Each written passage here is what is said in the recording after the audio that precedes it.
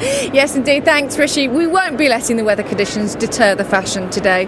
The accessory du jour may be the umbrella, but we're going to be looking at hats. I'm going to be talking to top milliner Stephen Jones a little bit later on, and I shall share my broadcasting duties with broadcasting royalty. Eve Pollard is with us today.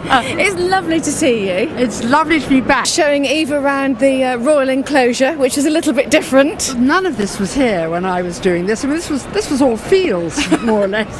The weather's being kind though and holding out, Well, fortunately. the weather is being kind today, but of course many years I did it dressed perfectly from top to bottom, with wellies at the bottom, because it gets very, very damp and I'll wet. tell you what, let's have a look at how it was when you were broadcasting here. Okay.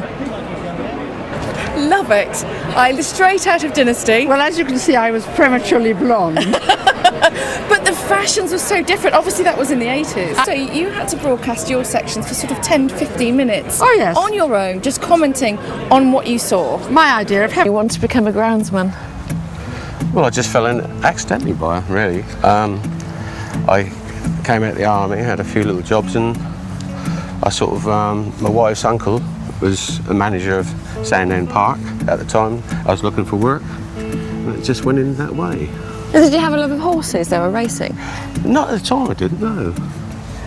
But after sort of been around it so many years, you do sort of fall in love with the game, really. Spend time with my wife, you know. Sounds good. You know, we haven't spent a lot of time. We do spend time together, but she was working all the time, so there's not enough hours in the day to enjoy life. So we're going to enjoy life for a few years. You could be dead tomorrow, couldn't you? Thanks for Sorry. that. I look forward to that, Gilly.